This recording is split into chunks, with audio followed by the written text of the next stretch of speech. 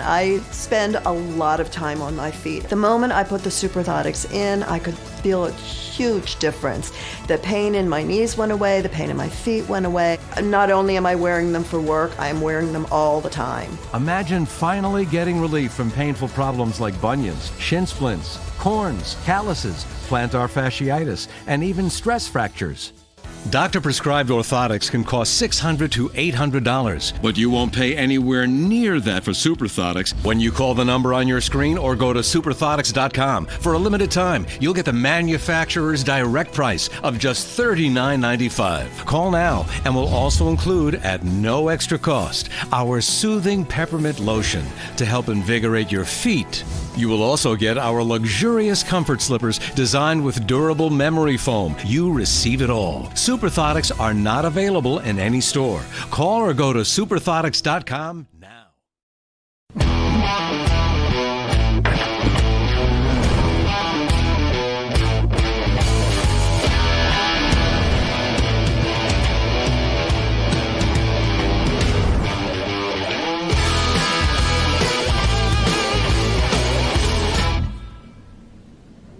Well, hello everybody. Welcome to the Water Cooler. I'm David Brody. Today is Thursday, October 1st, 2020. What a year.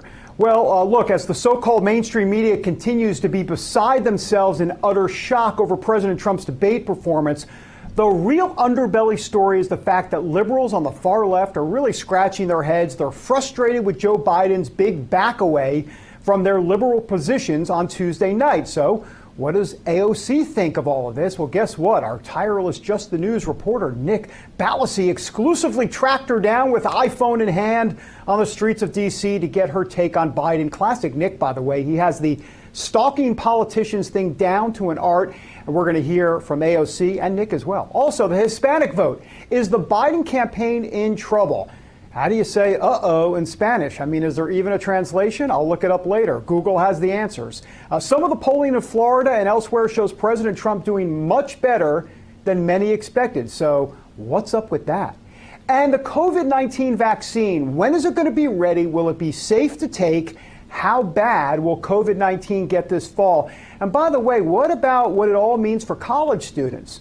We've got answers on all of that. And the reason we have answers is because we're going straight to the answer woman. Dr. Deborah Birx, our first guest today on the Water Cooler. She's the White House Coronavirus Response Coordinator. That's a mouthful. You've seen her in the White House briefing room. She's got her trademark scarf, the whole 9 yards.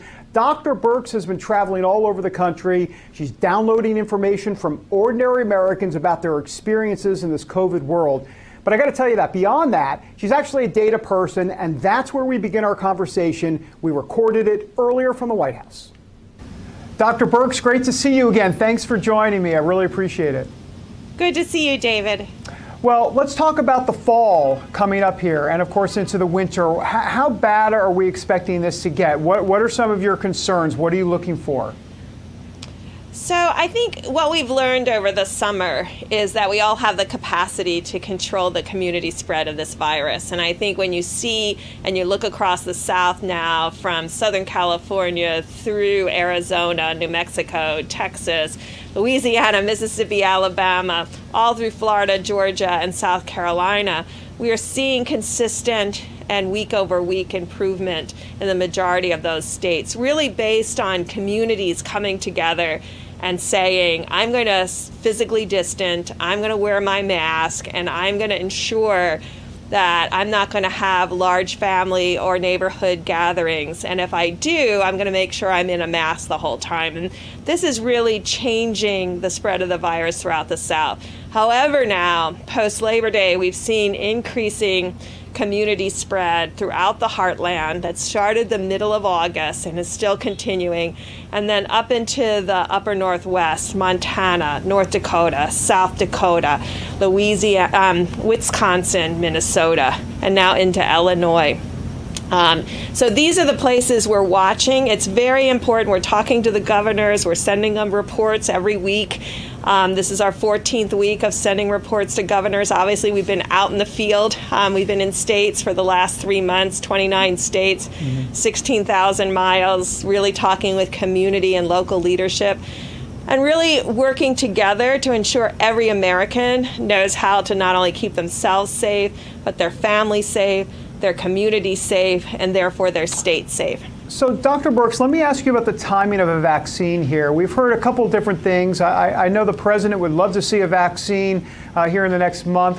Politics aside, he just thinks that something could happen in the next month or so where Americans would have a vaccine to be able to take. The CDC director said, look, we're not getting this vaccine into hundreds of millions of people into the summer of 2021. What is your timeline there? What's your sense? First, every American should understand that we're bringing the best of science and biopharmaceuticals together with community, people volunteering every day to be on these trials, because Americans are going to serve other Americans by coming onto these trials and figuring out the safety and efficacy of these vaccines. There will be enough doses as soon as there's safety and efficacy to get to the first responders, those individuals who have throughout this time since February have been serving the American people by saving their lives, and to the people we know are most vulnerable. And so vaccines are being made right now to make sure that those two groups can be immunized in this first quarter of 2021 as a fiscal year, not as a calendar year. And then having doses from January on for the rest of America. And so this is really, it's going to be a staged process. I know every American would want those on the front lines to be offered vaccine first, and those that are most vulnerable to be offered the vaccine first. But in order to get to true herd immunity, which we get to through vaccination, we get to that through immunizing and having Americans come forward. The same Americans that are wearing their masks, physically distancing, washing their hands, and avoiding large crowded spaces. So just so I understand, I just want to understand the calendar. You said fiscal 2021 as it relates to first responders and the ones on the front lines. But does that I have to do my financial math here. Does that mean that they'll have it by the end of 2020 from a calendar year perspective? That is my fervent hope, because I know every American doesn't want to lose any other Americans to this virus. And we know who's at incredible risk: comorbidities independent of age, the elderly. And so getting vaccines to them as soon as we show safety and efficacy, I think, is a commitment the federal government and the people of America ought to make to those individuals. I'm sure, obviously, there wouldn't be a vaccine put out there that wouldn't be deemed safe by the federal government. But then, of course, as you might imagine, there's going to be a lot of folks, and I'm not talking about the anti-vaccination crowd, but I think they're just some ordinary Americans that are concerned about the safety of a COVID-19 vaccine, because there's been such not a rush to do this, but the timetable, Operation Warp Speed, it's been sped up. What can you tell folks in terms of the safety of something like this, of taking a vaccine like this? Yeah, what people should understand is the reason vaccine trials take longer is not because they're generating more safety data. It's because the trials are much smaller. And so you can get an answer by having less people studying them longer. And what we have done is we've added, these vaccine trials are over 30,000, over 40,000. We're talking about Johnson & Johnson doing 60,000. The reason we don't do those large trials is because they cost a lot of money. But because the federal government and pharmaceutical companies came together both to manufacture and to really increase the size of these trials, that's why we're getting an answer quicker. Not because there's a change in how we analyze the data or a change in how we look at patients over time, but instead of 4,000 people on a trial, we have 40,000 people on the trial. And I know every American can do the math and figure out, well, that could be 10 times faster.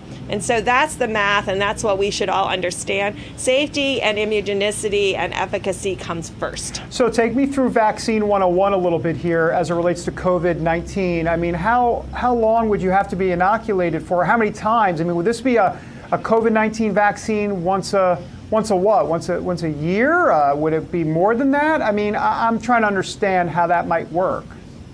Well, that's a great question. And that's why these first individuals, and again, I want to thank every American who has come forward to volunteer for these trials, because they are breaking the ground not only to safety and efficacy, but they'll also tell us how durable and for how long that immune response lasts. once we demonstrate efficacy. The good thing about this virus is we know what the immune response, we know what we're targeting, and we know the immune response that we want to see. So we'll be able to measure that over time. So although we're only 7 or 8 months into knowing really about this virus, we know how to measure immunogenicity over time. And so those original vaccines groups will be studied over time to really be able to answer your specific question, is how long immunogenicity and efficacy last. By the way, we've moved into the fall and the sports has been going on, and I know the NFL has tried, all leagues are trying to do their best in this COVID environment. But we have seen some National Football League teams, a couple of them have to shut down due to a bit of an outbreak. Notre Dame has also had to shut down their football team for a little bit. What's the concern, I mean, in terms of sports and athletics? Because it is a contact sport, and I know they might be getting tested, and I know procedures may be in place, but that seems to be an awfully dangerous way to potentially, do this during COVID. I think what's really important is to understand, both at the university level and all the way through to professional sports teams, what I've learned in being out on the road and going university to university, 17 or 18 universities now, and I just really want to thank them for really putting the time in to plan with the community, with their staff, with their faculty, and critically students. Because what we've learned in the entrance testing is every student knew how to keep from getting COVID. Because we have never seen such low test positivity on entry into college. Right. They were a lot lower than what we're seeing in that age group around America. So this tells me that every single person knows how to prevent this spread and how to prevent from getting infected. And so I know, like with Major League Baseball, that they'll go back and the coaches will sit down with the team members and the staff and say, we know spread occurs with crowding and your mask off indoors, and how are you going to stop that now and not participate in those activities? And you can see that the sports teams, including the sports teams that have been on the road, like golf, have been able to prevent them becoming infected. And I've been out on the road for over 3 months all across the United States multiple times. And I know what to do to keep from getting infected. Mm-hmm. And I haven't become infected. So it is possible to be out. It is possible to do these things. But you have to have common sense. Yeah. And you have to do the things. And I know that sometimes we forget. But you have to remember that if you're in a crowded space with your mask off, there's probably someone who's asymptomatic that you could be exposed to. And so we have to protect the vulnerable, but it's not like we don't know what to do. We have to do the right thing across this country.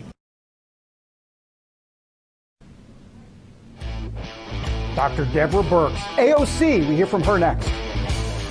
Pain, swelling, stiffness. When your hands hurt, you can't function. Until now. Introducing the new Copperfit compression gloves with Sure Grip technology to give you more power, more control, and more agility than ever. Our most advanced copper-infused compression fabric woven into an ultra-lightweight performance glove that fits like a second skin to support relief and recovery of sore muscles and painful joint stiffness. And new Sure Grip bands built in to provide a strong, non-slip grip for more power and control. You need total control of your hands when you're doing anything with construction. Your hands are your livelihood.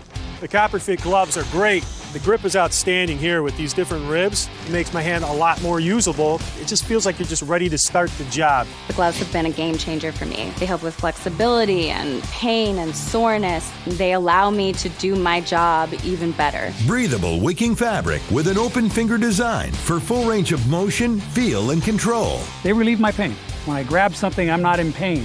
The support or whatever magic these things do, I don't know what it is. It doesn't matter to me what it is. It works. I get a lot of pain, and it can make it difficult to do the smallest thing. While I'm wearing this, I do not have any pain. I can use it on the keyboard, I can use my phone, I drive with it, I sleep with it. I love this glove. The new Copperfit compression gloves with Sure Grip technology. Relief from painful muscle and joint soreness. Guaranteed or your money back. Call 1-800-984-5571. or on the web at getcopperfitgloves.com for only $19.99. Order right now and your shipping is free. I tried it, I use it, I know it works. Copperfit gloves definitely just make my life better. I've used Copperfit before. This has helped my hands so much. These things work. Feel better with copper-infused compression. Ask for it by name. Copperfit Compression Gloves. I'm Nick Bolton, and these days... Hey there. Hey there. It seems everybody has a pair of tactical sunglasses. Good morning. Morning. But what if you already wear glasses?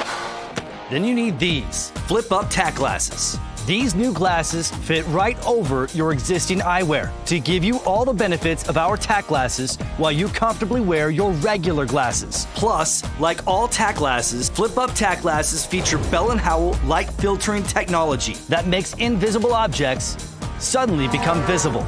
There's just nothing like them on the market today. Here you go, buddy. Thanks, Nick. Act now to get your flip-up tack glasses for just $19.99, and we'll even ship them to you free. But wait, order today and you can get a second pair. Just pay a separate fee. Here's how to order. Call 1-800-284-4127 or go to flipupglasses.com. That's 1-800-284-4127 or order online at flipupglasses.com.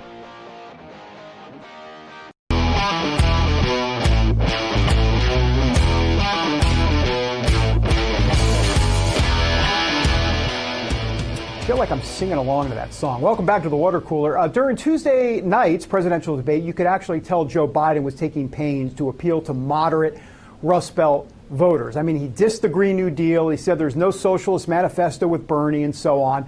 And on the Supreme Court, the New York Times is actually running headlines saying liberals are furious. Their standard bearer wants to hold back. And that, of course, is a reference to how Biden doesn't seem to be supporting what the liberal left wants with this upcoming Supreme Court nomination fight.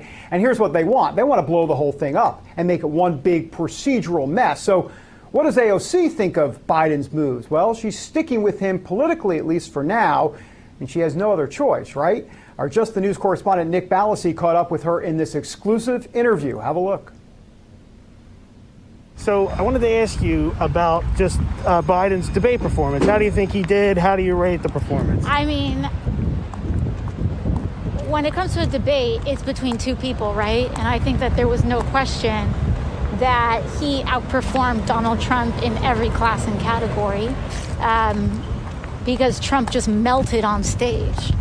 He just had no cohesive argument to say about anything. And not only that, but I'm going to go with the guy who's not a white supremacist. What did you think about that moment?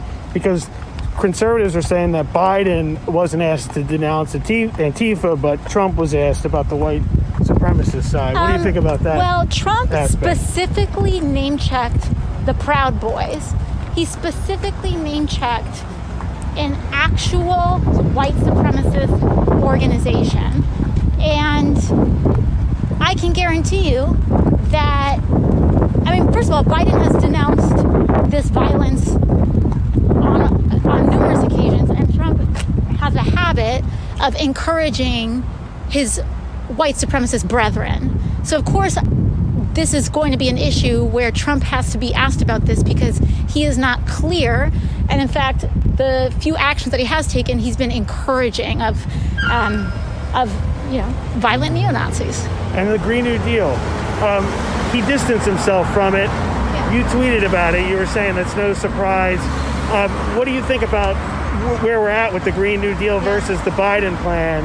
Yeah. Where do you want him to go? You want him to go further on which parts of the Green New Deal? Yeah, you know, I think, as I mentioned, I'm proud to have been part of the Climate Unity Task Force, and I think that we really, really made a lot of improvements to the initial plan put out by Biden's team, and so I'm looking forward to it. The whole point is that we have to shift our thinking from thinking this is a 50-year solution problem to this now needing to be an immediate commitment problem. And it's not just about wildfires in California. It's wildfires in California. It's hurricanes that are battering our coasts. It's droughts. It's floods in the Midwest. The climate crisis is here, and it is taken people's entire livelihoods away. And we can't be making promises to those people for what we're going to do 50 years from now. We need to start making commitments today. Do you want him to end fossil fuels earlier? He said he would, but he hasn't really laid out exact time frame. Well, again, we've worked with his team to set out a timeline. Of course, mine are always going to be very aggressive, but I'm very encouraged about the fact that we've worked with his team, put down 2035 as a marker, because before then 2050 was the marker, and that's way too late. It's a death sentence for so many people. And so I'm very encouraged. I came in at 2030, he's coming in at 2035 on some of our pegs, not necessarily for the phasing out of all fossil fuels, but for us to make very strong strides towards carbon neutrality. So and net zero. So I'm thankful for that. And last one, do you want him to debate again? Second debate? Trump made it not worth watching, so I don't really know. AOC with Nick Ballasy. All right, joining us now to talk more about the liberal left and Biden, along with the all-important Hispanic vote, is Steve Cortez, senior advisor to the Trump campaign. Steve, appreciate you being here. Thank you. You bet, David. Well, look, I mean, here's my take on the liberal left. I think that some of the Democrat strategists that I'm talking to have always been in this conundrum. Do we go and embrace the radical left? Do we blow off the moderate Rust Belt? But we can't blow off the moderate Rust Belt, so you have to do both. And I just wonder if they're not going to please either side, and that could be the tunnel, if you will, electorally for Trump in 2020. Right. No, it could be. And you're right. They can't have it both ways. Joe Biden's trying to do that. I call him both sides Biden, because on so many critical issues, he tries to please both sides. I'll be specific. I mean, the ban on fracking, for example, something that AOC wants, something that his running mate, Kamala Harris, somebody who, by the way, a majority of Americans believe will be president before the end of the first term if Joe Biden were to win. Kamala Harris wants to ban all fracking. Now, Joe Biden's trying to have it both ways. He's sort of channeling John Kerry, saying, well, I was for banning fracking before I was against banning fracking. So he has a very different answer for the AOCs of the world than he does for energy workers in Western Pennsylvania. He's tried the same tactic on NAFTA. I was for it before I was against it. So it won't work, this kind of strategy. And I do believe politically, it's a lane for Donald Trump. And by the way, there was so much nonsense in that AOC interview. And congratulations on getting the interview, but there was so much in there to unpack. But to me, the worst thing, the most reprehensible thing she said was calling Trump a white supremacist. And she said it, by the way, as if it's just matter of fact, as if that's accepted out there. Well, you know who doesn't accept that view among a lot of other thinking people are Hispanic Americans. And we know that because of the Telemundo poll. Telemundo did a flash poll of its Spanish language speaking audience. Now, it's not a scientific poll, it's a survey. But regardless, 66% of Hispanics thought that Trump won the debate. And in more scientific polling, for example, the latest Fox News poll, 41% of Hispanics nationally say they're going to vote for Donald Trump. A lot of polls show us in the lead among Hispanics in states like Florida. Clearly, my point is Hispanic Americans, we don't view him as a white supremacist. We completely reject that notion, even though it does fly in New York newsrooms. Steve, I got less than a minute left, but I want to continue to talk about that Hispanic vote turnout. Why is he catching on exactly with Hispanics? The polls do show that. What's your sense of that? Try to explain it. Put a little Dr. Phil situation here. You bet. I'll give you, and I'll be quick. I know you're short on time. There's really three reasons. Number one is we're trying. We're a serious, consistent, respectful outreach to the Hispanic community. And if you contrast that with Joe Biden, who's largely ignored them, and when he did show up, he played Despacito on his phone. Como se dice, pandering. The second reason is Hispanics are generally conservative people, religiously, politically, culturally, and they are rejecting this Democratic Party of 2020 that lurches to the left. And then finally, I think it's the economy. It matters to all Americans, of course, but Hispanics are the most entrepreneurial demographic in America. This president has been fantastic for startups. Steve, I really appreciate your time. We got to have you back. Thanks so much. Thank you. All right, coming next, John Solomon here, the CEO of Just the News, with some breaking news. Back in a moment. The hottest new razor is taking the men's grooming world by storm. And if you don't have it, you need it. Micro Touch Solo, the hyper-advanced full-body razor that trims, shapes, edges, and even shaves with micro-precision. And it's totally safe to the touch. Go solo for full-body control with one tool.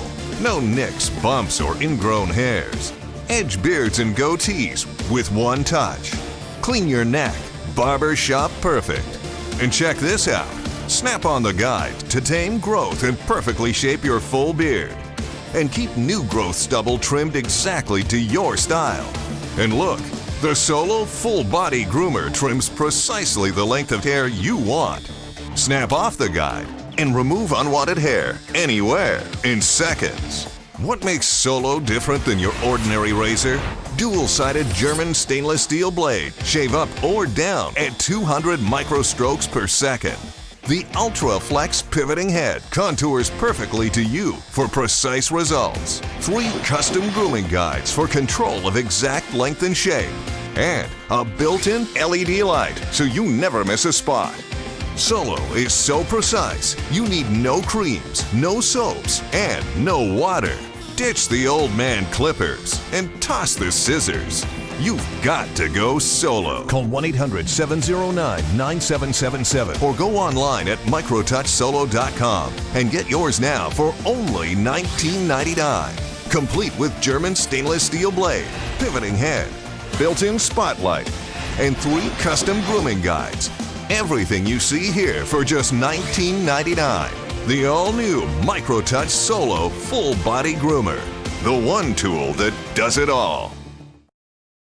Frustrated with heavy rubber hoses that always get tangled and easily kink? Introducing the Bionic Flex Pro hose, the super strong, super tough hose that's ultra light as well. Run over an ordinary hose and it'll easily burst, but the Bionic Flex Pro hose stays intact no matter what runs over it, because its reinforced drag-resistant commercial-grade outer polyester weave makes it tougher and stronger than ever. And its solid brass fittings are crush-proof too. Ordinary hoses kink easily and stop working, but the Bionic Flex Pro hose never kinks. It just keeps flowing strong. And while regular hoses easily get tangled, the Bionic Flex Pro hose is Tangle Proof. You can get the 25-foot Bionic Flex Pro hose for just $19.95 with free shipping. But wait, order today and we'll upgrade your order to a 50-foot Bionic Flex Pro hose. Just pay a separate fee, and shipping is still free. Go now. Call 1-800-313-8062.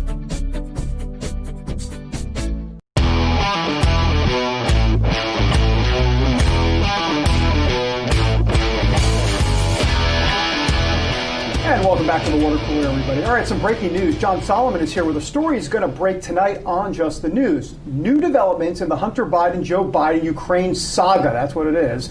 Apparently, in the final days of the Obama administration, the State Department feared Hunter Biden's company, Burisma, had paid a second bribe to settle a corruption investigation. John's here with the details. John, thanks for being here. Good to be with you, David. Tell us, I mean, breaking news. What every day with you, it's breaking news. Brought it right news. in here. So wow, these are some brand new documents. What do you got? That we got from a federal lawsuit, a Freedom of Information lawsuit. They're from the State Department. What they show in the final 21 days of the Obama administration, our ambassador in Ukraine, Marie Yovanovitch, she was famous. She came out during the impeachment hearings and gave some testimony. Wrote the State Department and said, we may have a problem. The Ukrainian prosecutors have dropped their long-running investigation of Burisma. That's the company that hired Hunter Biden, paid him $3-4 million over 2 or 3 years. Mm-hmm. They may have paid a second bribe to Ukrainian officials to make the case go away. And she lays out the concern. And the concern is that in the dead of night, Burisma dropped a whole bunch of cheap natural gas onto the market when no one saw it. And the Ukrainian public officials bought it cheap, sold it high, kept the big profit. And that was the idea of the bribe. Why is that significant? Mm-hmm. Well, we know from earlier State Department documents we won in a FOIA lawsuit, there was a $7 million bribe paid in 2014 when the first of the 2 corruption investigations against Burisma were closed. Mm-hmm. So twice, while Hunter Biden is sitting on the board of Burisma, 2 separate bribes the State Department believed were paid. Now, what's interesting is a few hours after she sends headquarters the note, the documents show the deputy economic counselor, the person whose job it is to check these things out, says, yep, it's true. They really did dump the gas. It really did happen. So it wasn't just a suspicion. It got confirmed very quickly. Now we wind back a year. Go to last year when we started impeachment. Everybody was saying, listen, this whole idea that there's something wrong with Hunter Biden, Burisma, Joe Biden, it's a fairy tale. It's a conspiracy theory. It's a tinfoil hat story. Now we know our own State Department had grave concerns about what Burisma was doing while the vice president's son sat on its supervisory board. And yet Marie Yovanovitch was hailed like as this hero in the hearings. one of the most amazing things, we get these documents in little drips and drabs. I get 30 here, 70 pages here, and you go through them. If you put everything that we've gotten together in the last 6 months in the lawsuit, Marie Yovanovitch testified during impeachment that she didn't really know anything about Burisma. It wasn't on her radar. She might have got briefed about it, may have read some things in the newspaper, that's it.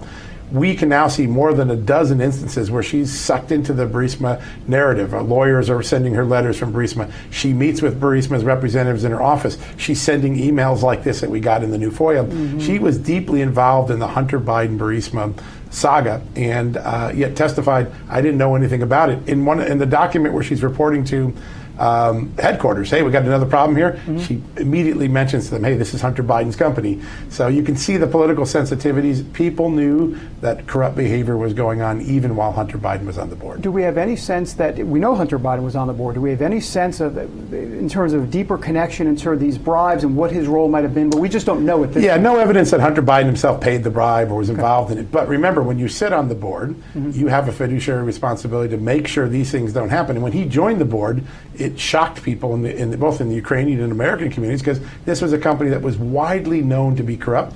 And Vice President Joe Biden is sitting there banging the anti-corruption drum. We Americans are coming to Ukraine. We're going to stop this corruption. They see his son go on this corrupt board, and then they see payments being made under the table, gas being dumped on the market.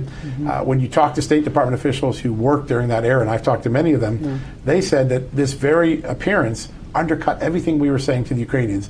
You can't preach stop corruption if the vice president's son is on the board of a corrupt company. And so it really impacted policy. Well, it makes me think about what happened the other night in the debate where the president brought this up multiple times, and yet it seemed to me like he had to bring it up because the media really hasn't been bringing it up to Biden. They're not asking him any questions, really. The media and Joe Biden have one line, which is, this has been debunked. It's a conspiracy theory. It's not true. In fact, all these documents are the Obama administration's documents. These come from the time when Barack Obama and Joe Biden were in office. Contemporaneous documents. Their State Department had concerns about Hunter Biden and this relationship with Burisma, serious concerns. The Treasury Department saw all this foreign money flowing, and that was one of the things that the president tried to highlight. He got a $3.5 million payment from a Russian oligarch, and Joe Biden says, that's been debunked. It's not been debunked. There's no doubt he got a $3.5 million payment from a Russian oligarch. So what's he referring to? He said discredited, I think. Is he thinking like a New York Times, some sort of fact check from a liberal organization? People try to misstate what's been reported and then knock it down. So you create up a red herring. So people will say, Joe Biden's been accused, or Hunter Biden has been accused of illegal conduct themselves, and that's been debunked. That's never been the story. The story has always been the appearance of Joe Biden overseeing Ukraine anti-corruption policy for the United States while his company was under investigation for corruption. That undercut the entire anti-corruption effort in Ukraine. And that's not my words. That's not some commentator's words. The State Department officials who've testified in these hearings have said, we saw a conflict of interest. We believed it undercut our efforts. It was very uncomfortable for us. We saw one bribe, now we learn about a second bribe. If you were sitting at the State Department, you felt like you were sending a mixed message to the Ukrainian people. It makes you wonder how much more is out there as it relates to FOIA requests. I mean, we live off FOIA all day. Yeah. Well, here's something interesting. About 6 months ago, the State Department came to me and said, we don't have any more documents. Today we do. We've gotten many more since that time. They gave us a false story. We went back to the court, said we don't believe it. They went back and searched, and of course they found there are probably many more documents. We probably won't get them before the election. And that feeds exactly into what a lot of folks are saying. I don't want to get into all the deep state stuff, but they do say, hey, how much do you really trust the federal government? It's a transparency issue. Yeah, it is a transparency, and it's in any administration. The problem is this has been going on for 20 years, and it hasn't gotten any better. And the only people that lose are the American people when they can't keep check of their government through transparency. I've got to ask you before you get out of here, justthenews.com. Tell us a little bit about our show. No, just kidding. But tell us about some of what's coming up and the website. Your show and our great partnership with Real America's Voice is just a sign of the growth. We're 6 months old this month. We have a television partnership, a book division, a burgeoning podcast, including your great podcast, The Pod's Honest Truth. We are growing in directions. Millions of people are consuming our content each week. And I think the sky's the limit for us. Why is it working? We're trying to live up to the news. We don't have any opinion. We are really truly just about the news. Right. And your great reporting and your great work here, all the other shows we're doing, it's designed to give people an unfiltered process. And the dig in aspect, and when I mean that dig in, when your reporters are writing articles, you got to dig in place where you can see the documents. These documents, I'm assuming, people will be able to see them. them. Read them. Yeah, our commitment is we're not so arrogant to say you have to trust us because we're reporters. Yeah. We'll write our story, and then right alongside of it, we're going to put our documents, our audio, our video, our links, and you can decide for yourself. John Solomon, thanks so much. Thanks, David. Appreciate it. You can read more about that on justthenews.com, John Solomon's exclusive reporting. All right, coming up, what do you get when you cross a mail-in ballot with a provocative campaign message? You get politicians in their birthday suits. The naked details when the water cooler continues. Stay tuned to get a free pan from Granite Stone. Stuck on eggs, burnt on batter. You can scrub and scrape, but you can't escape the nightmare of your sticky pans. Introducing the Granite Stone Pan, the all-new durable non-stick pan. No butter or oil needed. Watch, we melted down these sticky candies in Granite Stone, and it just doesn't stick. We cooked a half a dozen eggs, bacon, cheese, and tomato breakfast with no butter or oil, and it just doesn't stick. Look, caramels, chocolate, and cheese. Unreal for any other pan, but not for Granite Stone. It just doesn't stick. Granite Stone will be the last pan you'll ever need because it's pressed from a solid aluminum disc for even heat conduction, then coated 3 times with our durable Granite Stone finish. Granite Stone is metal utensil safe and won't scratch. And talk about non-stick. This salmon cooked skin side down with no added butter or oil just doesn't stick. This steak is perfectly seared just like the pros. And because Granite Stone is oven rated to 500 degrees, we bake this upside down pan pizza to perfection, and it just doesn't stick. Fire Flambe Delicious Cherries Jubilee. Plus, it's PFOA free and 100% dishwasher safe. Call or go online to get your Granite Stone pan for the special TV discount price of just $19.99. Granite Stone is so durable it comes with a 10-year warranty. And with every order, you're going to get a Granite Stone single-serve egg pan absolutely free. It's the perfect size for personalized eggs, omelets, or frittatas that slide right out. It makes the best bacon, egg, and cheese sandwich quick. Yours absolutely free. We'll even ship your entire order free. That's right, free shipping. You get it all, an incredible value. Here's how to order. To order, call 1-800-850-0237. That's 1-800-850-0237, or order online at buygranitestone.com. That's 1-800-850-0237. Call now. Windshields are impossible to clean, and a dirty windshield can be downright dangerous. Introducing the Hurricane Windshield Wizard, the one tool that reaches and cleans for you. It uses the power of microfiber with a pivoting head to make cleaning windshields quick and easy. The specially designed ergonomic handle fills with tap water and dispenses at the touch of a button, so you can clean in seconds without straining. And it folds away for space-saving storage. Order now and get the Hurricane Windshield Wizard with free extra bonnet for just $19.99. But order now and you can double the offer. Plus, you can also get the Battle Visor, the visor that blocks the harsh glaring sun and keeps you safe on the road. Just pay a separate fee, and we'll ship everything to you for free. That means you can get all this and free shipping. Order now. Call 1-800-474-7530 or visit GetWindshieldWizard.com. So call 1-800-474-7530 now.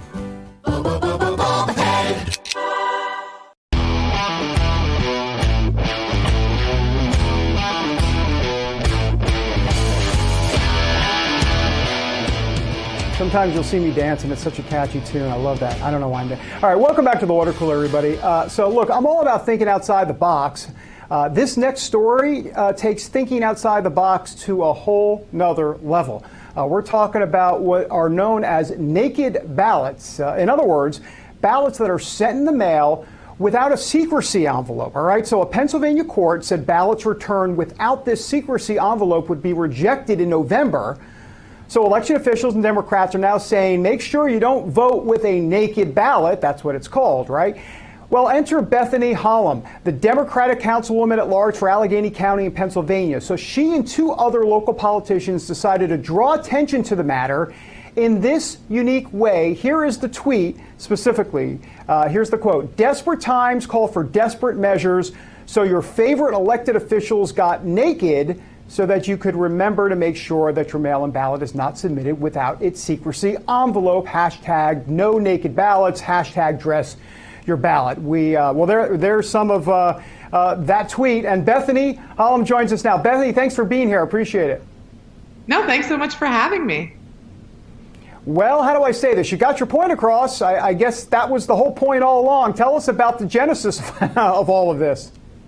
Yeah, so a couple of weeks ago, the PA Supreme Court handed down a ruling saying that ballots that were missing their secrecy envelopes would not be counted in the November 3rd general election.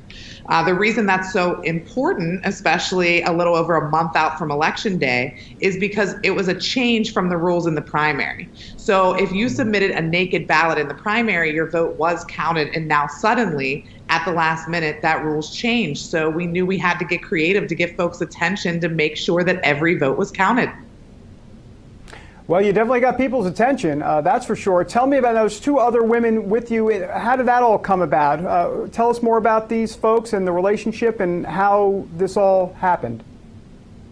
Yeah, so actually it was just a group chat of me and a couple friends. As soon as we heard the term naked ballot being thrown around, I said, hey, I have this wild idea. What if we get naked to draw attention to this issue?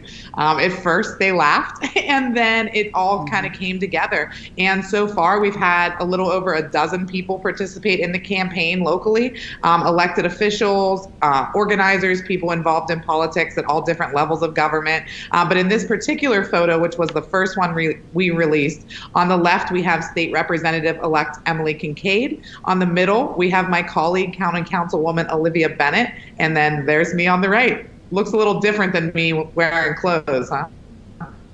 Right, no, for sure. And I want to ask this delicately, but how was the picture, how do I say this, taken? I mean, was there Photoshops involved? I mean, how did you construct this picture? Because you knew it was going to be provocative, and I just wonder if there was some strategy behind making sure the picture was done correctly and in a way tasteful, if you will, at the same time. Yeah, definitely. It had to be provocative to get folks' attention. There's been lots of different marketing campaigns around the secrecy envelope issue, but nothing that stood out to voters. And we knew that we had to do something to get the attention of everyone. This wasn't a Democrat or a Republican issue. It's everyone in Pennsylvania who here, for the first time ever, we are voting via mail, no excuse. This is the first year we've ever been allowed to do this here in Pennsylvania. So again, we did the first photo shoot, all three of us together. We did our individual takes first, and then we went through and did our group. There you go. We went through and did our group shot as well to show each step of the process, from ballot to placing it in the secrecy envelope, to placing it into the declaration envelope, and just did it in a way that people didn't have to read lengthy instructions. They could just see it for themselves. I am wondering about the actual naked ballot issue in Pennsylvania. Do you think you're making some headway? I mean, how much more headway do you need to make? Do you think people are starting to understand what could happen in November regarding ballots that are not counted? I sure hope so. I mean, this is a serious issue. So historically, whatever presidential candidate wins Pennsylvania goes on to win the White House as well. Donald Trump won Pennsylvania by 44,000 votes in 2016, and election officials across the Commonwealth are predicting that 100,000 ballots in Pennsylvania alone could potentially be discounted because of a missing secrecy envelope. So this is a really serious issue, and I'm glad it's getting the attention that it deserves, because at the end of the day, we just want everyone's vote to be counted, especially in a process that, as I mentioned earlier, is brand new in Pennsylvania.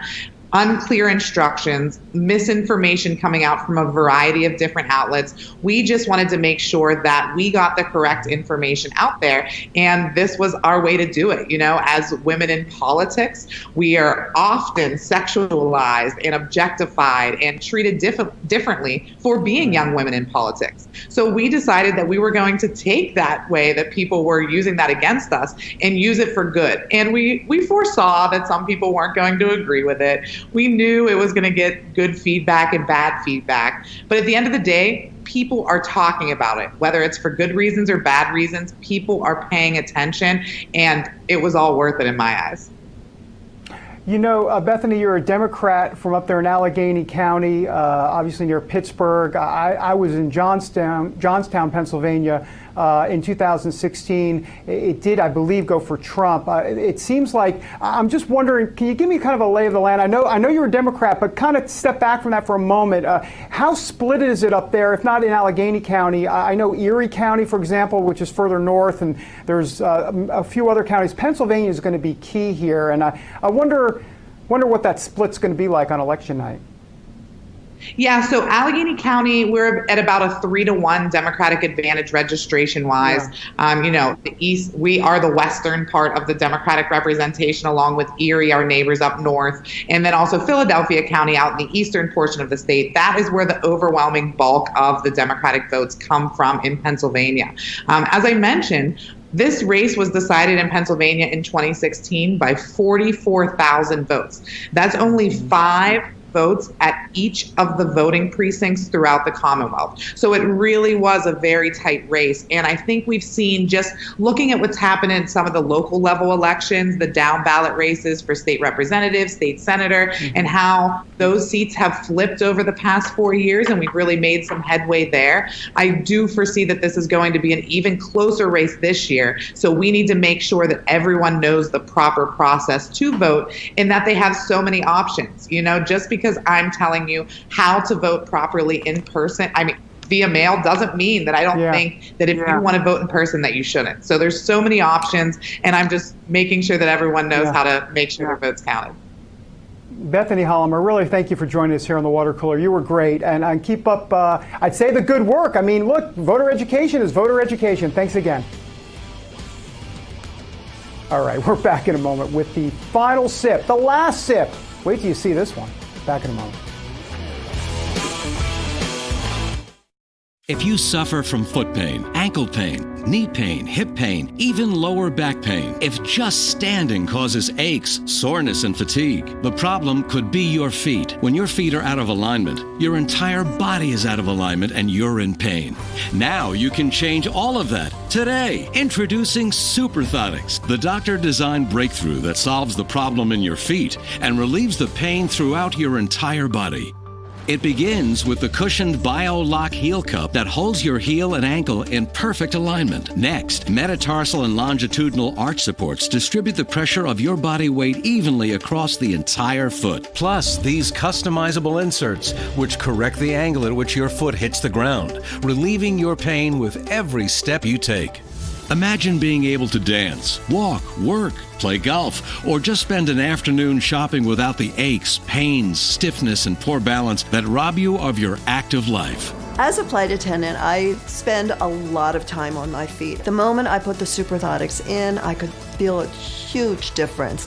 The pain in my knees went away, the pain in my feet went away. Not only am I wearing them for work, I'm wearing them all the time. Imagine finally getting relief from painful problems like bunions, shin splints, corns, calluses, plantar fasciitis, and even stress fractures.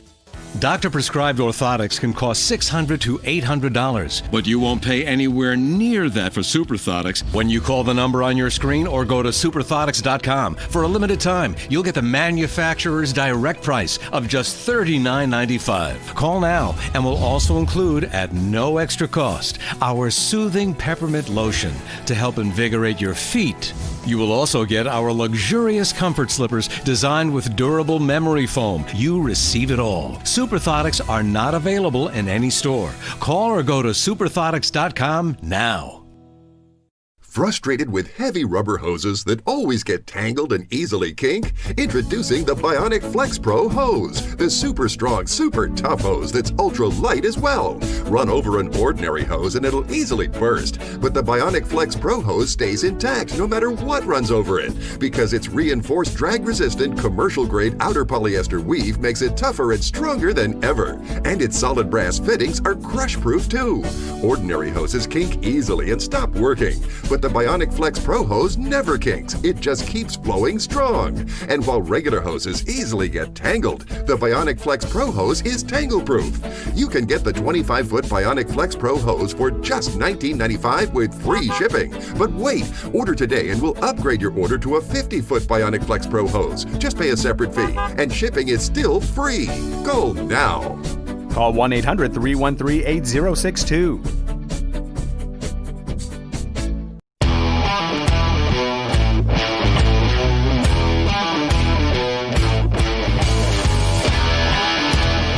Welcome back to the water cooler, everybody. All right, time now for the last sip. Here's a choice for you. What would you rather do on October 15th, which is the date of the next presidential debate? Would you watch it or have a root canal? Which would be more painful? I'm going with debate, by the way. Look, folks, what we know at this point is that there are going to be some rule changes for the next debate, and one of them, under heavy consideration, is simply having the moderator mute the candidate's mic if they can't keep quiet. Now, items not under consideration might have been a trap door, where they literally just fall into a big pan of Chuck E. Cheese foam balls, or maybe security escorts them out of the building. Here's another one that's not under consideration. The moderator can just get up in the middle of the debate and say, see y'all, it's been real, I'm out of here. And then the moderator just drops the mic and leaves. But actually, many Americans would probably like to see a debate with no moderator. But that's not the case. All right, so here we are, Trump versus Biden. Trump with his consistent badgering and Biden hurling insults. Therefore, quitting the mics may end up happening. The Trump campaign pushing back, saying that the agreed upon rules for all the debates should not change in midstream. But come on, something has to change. Maybe cutting the mic is the best option. I'll tell you what, let's check this out. We have someone here that can help us. Madison, our associate producer. Madison, good to see you. You too. Thank you for having me. Yeah, okay, you're going to play Donald Trump, by the way, just right now. Okay. And I want you to start talking. I will be the moderator. So feel free, just start talking, and we'll see how this plays out. So I'm playing Donald? You're playing Donald. Go. Incredible. I walk, I talk, I live in New York, I buy lots of coffee. Okay, and see, that's it. She's done. I mean, so the moderator hits the mic. All right, now let's do Joe Biden. Let's test it out. Ready? Okay, so now you're Joe Biden, and I'm the moderator. So go ahead, just say something about Joe Biden. I'm from Scranton, Pennsylvania. I am Joe Biden. I was vice president. And it worked. So this could be an option. Madison, thanks for being our role-playing model today, by the way. Of course, anytime. All right, well, that's Madison. All right, all kidding aside, by the way, I'm not sure about this idea of killing the microphone. Here's why. I think you're going to have a lot of second guessing afterward about why the moderator didn't kill the mic in that spot, or this spot. Plus, the moderator has enough to think about regarding follow-up questions. He doesn't have time to play audio engineer, too. Having said that, if you're going to cut the mics, the best way to do it would be to literally cut the other candidate's mic during the entire response by the other candidate. That could potentially work, but it's kind of sad that this is what has come to in America. We talk about constitutional right to free speech, and then all of a sudden, we don't have any free speech in the debate because the moderator is playing audio engineer and cutting the mics. Oiga Volt, we're back in a moment. Tired of struggling with regular mirrors that don't adjust so you can't get close enough? Need both hands but you don't have a stand? Can't move in the right direction to see your own reflection? You need Flexible Mirror, the bendable, light-up magnification mirror that comes to you. Watch. Just stick it on and turn the base. The super suction locking mechanism means you can put it on any smooth surfaced place, horizontal or vertical. Lock it onto any mirror, table, or desk. Use it in the shower, even on a window. The secret is Flexible Mirror's super strong articulating arm that's attached with an ingenious ball and socket so it can swivel and rotate for the perfect angle. And look how strong it holds. The mirror is precision crafted with 10 times magnification and crystal clear optics. And with a soft glow LED ring, you'll get picture-perfect lighting to highlight every detail.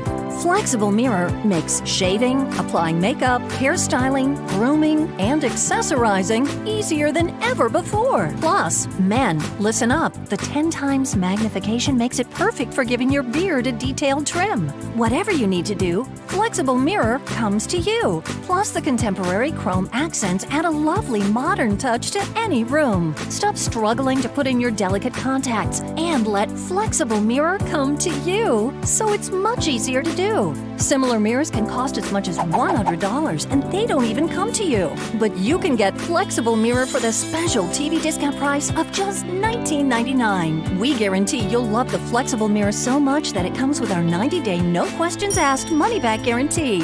And here's the best part. We give you free shipping on your entire order. That's right, free shipping. Here's how to order. To order, call 1-800-987-6183. That's 1-800-987-6183 or order online at tryflexiblemirror.com. I'm Nick Bolton, and these days... Hey there. Hey there. It seems everybody has a pair of tactical sunglasses. Good morning. Morning. But what if you already wear glasses? Then you need these flip-up tack glasses. These new glasses fit right over your existing eyewear to give you all the benefits of our tack glasses while you comfortably wear your regular glasses. Plus, like all tack glasses, flip-up tack glasses feature Bell & Howell light filtering technology that makes invisible objects suddenly become visible. There's just nothing like them on the market today. Here you go, buddy. Thanks, Nick.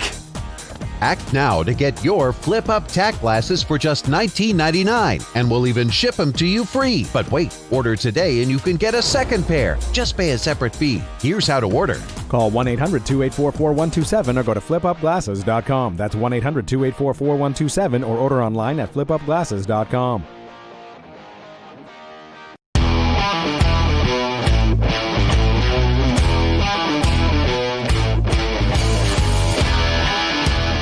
And welcome back to the Water Cooler. Time now to get caught up on some of the buzzy water cooler type stories floating around in the news orbit. Sophie Mann from Just the News here.